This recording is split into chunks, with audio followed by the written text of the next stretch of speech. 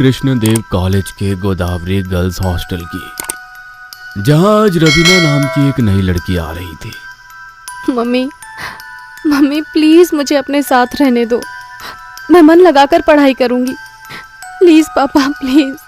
चुप कर, सब देख रहे हैं। इज्जत मिट्टी में मिलाने का ठेका ले रखा है इसने। तू स्कूल में नहीं है, अब कॉलेज में आ गई है, ग्रेजुएशन करनी है तुझे, मुंह बंद कर ले। लेकिन रवीना चुपने को तैयार ही नहीं थी।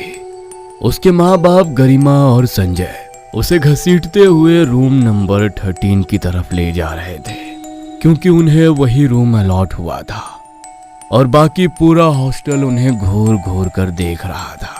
ये लड़की मुझे मेंटली अनस्टेबल लग रही है। सीरियसली। लेकिन तुमने एक चीज नोटिस करी क्या? इसे रूम 13 की तरफ ले जा रहे हैं। वो रूम तो कोई भी नहीं लेता, फिर इन लोगों ने कैसे ले लिया? क्योंकि ये लोग लेट हैं और बाकी सारे रूम प्री ऑक्यूपाइड हैं।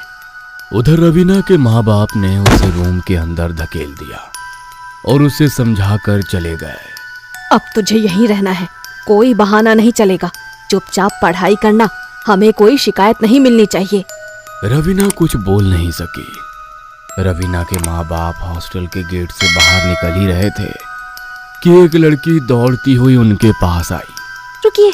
रुकिए आप लोग, आप अपनी बेटी को रूम नंबर 13 में मत रखिए। उस रूम में कुछ गड़बड़ है। चुप करो लड़की, हम कोई अंधविश्वासी नहीं है। और वैसे भी हमारे पास ऑप्शन ही क्या है, बाकी सारे रूम फुल है। और तुम हो कौन हमें बताने वाली? मैंने उस रूम के बारे में बहुत कुछ सुना है। गरिमा और संजय ने एक दूसरे को देखा, फिर बिना कुछ कहे आगे बढ़ गए। उधर रूम नंबर 13 में रवीना बिस्तर पर बैठी अपने हाथों से चेहरा ढके सिसक रही थी। मुझे यहाँ नहीं रहना। क्यों मेरी सुनता कोई नहीं रहना मुझे यहाँ।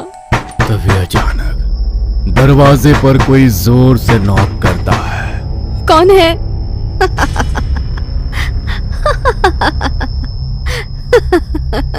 अरे खोल ना दरवाजा सिसकती रानी। शायद डर के मारे रो रही है। चल भाग चले।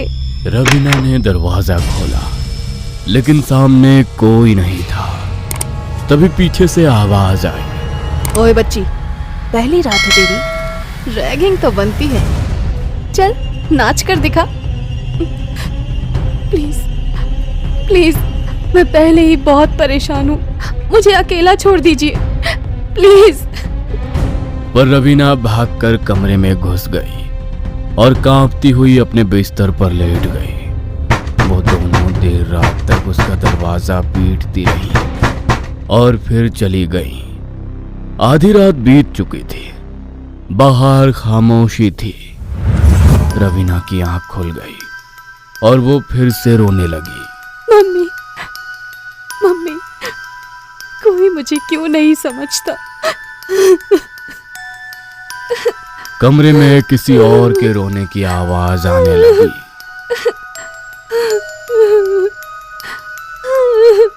कौन है? फिर से तुम लोग? प्लीज चले जाओ। आवाज एकदम से बढ़ गई। रवीना के कान फटने लगे और अचानक बंद हो गई। रवीना थर थर कांपती हुई लेटी रही और किसी तरह सो गई।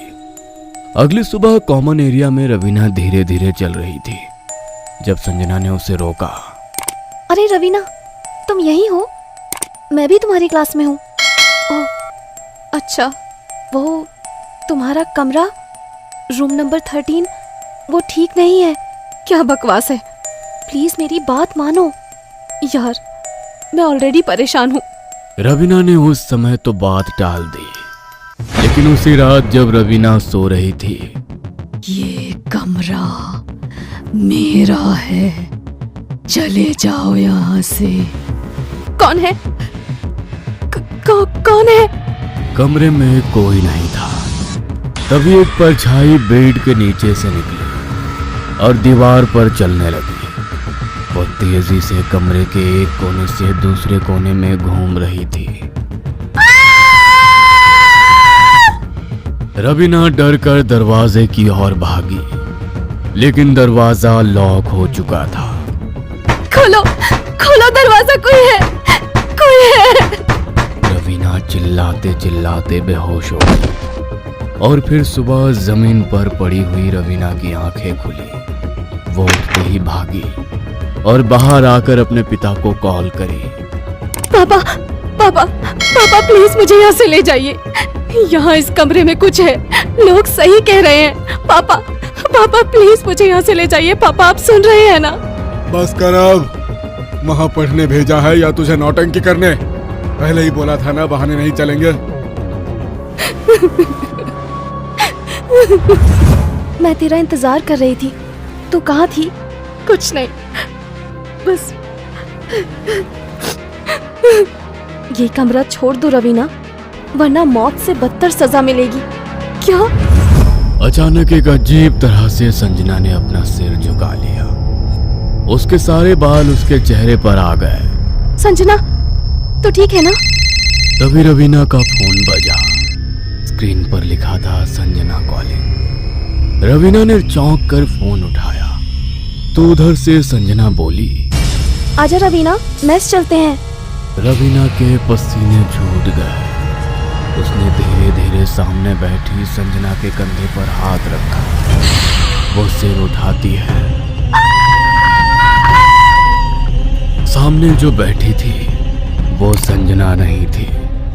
प्लीज प्लीज मुझे जाने दो, प्लीज प्लीज मुझे जाने दो। मुझे इंसाफ चाहिए। कैसा इंसाफ?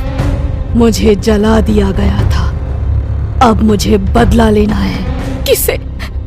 उनसे जो अब सीनियर से टीचर बन चुके हैं। मैं नहीं कर सकती, मैं नहीं कर सकती है।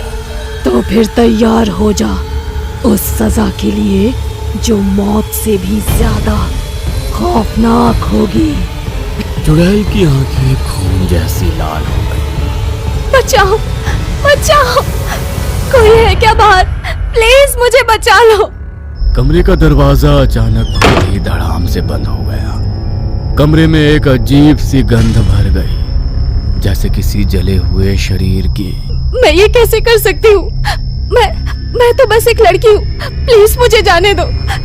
ओए पागल लड़की, दरवाजा खोल। क्या कर रही है अंदर? हॉस्टल को सिर पर उठा रखा है। फिर अचानक दरवाजा खुल गया और कमरे का सारा तूफान जैसे एक झटके में शांत हो गया, जैसे कुछ हुआ ही नहीं हो। इतना चिल्ला क्यों रही थी? हम सबको डरा दिया तूने। फिर से ड्रामा किया तो जान से मार देंगे, समझी? उनके बाहर निकलते ही रवीना भी दौड़ती हुई बाहर निकली और सीधे संजना के पास पहुंची। संजना, वो फिर से आई थी। तू सही कह रही थी, तू घर चली जा। मेरे मम्मी पापा मेरी बात नहीं सुनते, उन्हें लगता है मैं बहाने बना रही हूँ। संजना ने तुरंत रवीना की माँ को कॉल किया और पूरी बात बताई।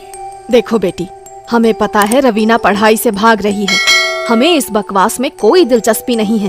आपकी बेटी खतरे में है, सुन रही है ना आप? फोन कट गया। रवीना की आंखों से फिर आंसू बहने लगे। तो मेरे रूम में रह ले कुछ दिन, मैं अपना मोबाइल ले आऊं बस, फिर चलते हैं। रवीना जैसे ही अपने कमरे में मोबाइल लेने पहुंची, उसकी चीख निकल गई। वही जली हुई औरत। क्या हुआ रवीना? जैसे ही संजना कमरे में दाखिल हुई, दरवाजा खुद ब खुद जोर की आवाज के साथ बंद हो गया। पूरे कमरे में अंधेरा फैल गया। हमें छोड़ दो, हमें जाने दो, हम आज के बाद इस रूम में नहीं आएंगे, हमें जाने दो। लेकिन चुड़ैल एक झटके में संजना के पास पहुंची, उसे गर्दन से पकड़ा और एक झटके में उसकी गर्दन तोड़ दी। तुझे उन सीनियर से बदला लेना था, तूने मेरी दोस्त को क्यों मारा? मैं तो सबको मारूंगी, पूरे कॉलेज को। किसी ने मेरी मदद नहीं की थी। उसका ये पागलपन देखकर रवीना एक कोने में बैठ गई और अपने मोबाइल पर इस बारे में सर्च करने लगी। Godavari girls hostel, room number 13।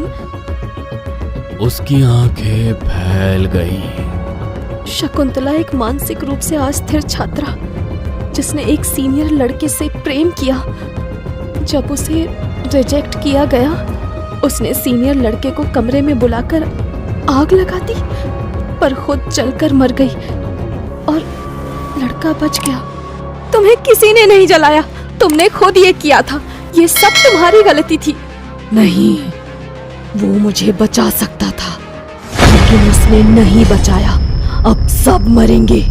Raveena को कुछ समझ नहीं आ रहा था। उसने देखा खिड़की थोड़ी खुली हुई है और खिड़की से छलांग लगा दी। जमीन पर गिरते ही उसकी हड्डियां चटक गईं। आंखों के सामने अंधेरा छा गया। जब होश आया, उसे लगा जैसे उसे स्ट्रेचर पर ऑपरेशन थिएटर में ले जाया जा रहा हो। सामने उसे ऑपरेशन थिएटर दिखा, जिसका नंबर भी 13 था। रवीना की आंखें फिर बंद हो गई, लेकिन जब दोबारा खुली, वो फिर से उसी हॉस्टल के रूम नंबर 13 में थी। नहीं नहीं नहीं, ये कैसे हो सकता है? संजना की लाश वहीं पड़ी थी। अब उसमें से तेज बदबू आ रही थी। रवीना ने मोबाइल उठाया और देखा 1 हफ्ता बीत चुका था। मैं 1 हफ्ते से यहाँ पड़ी हूँ। नहीं नहीं, निकालो मुझे, निकालो। कोई है क्या? कोई तो खोलो ये दरवाजा। आखिरकार एक दिन बाद दरवाजा खुला। बाहर खड़े थे काजल, पूनम और हॉस्टल गार्ड। अरे, ये क्या हाल बना रखा है? पगला गई है क्या पूरी? तूने संजना को मार डाला। उसने काजल को नीचे गिराया और लातों से मारने लगी। पूनम चीखने लगी। तुम सब इसके जिम्मेदार हो, सब। उसने दरवाजा जोर से बंद कर लिया और तभी वही डरावनी चुड़ैल फिर से सामने आई। अब मेरी बारी है। उसने पहले पूनम को गला दबाकर मारा, फिर गार्ड को दीवार से टकराकर उसकी गर्दन तोड़ दी। काजल की आंखों में उंगलियां घुसा दी और जब तीनों मरे, चुड़ैल ने रवीना की ओर देखा। तू अब मेरी है, लेकिन तू जिंदा रहेगी, क्योंकि अब तुझे ही मेरी कहानी आगे बढ़ानी है। कहते हैं आज भी रूम नंबर 13 में रवीना हंसते हुए अपने बाल नोच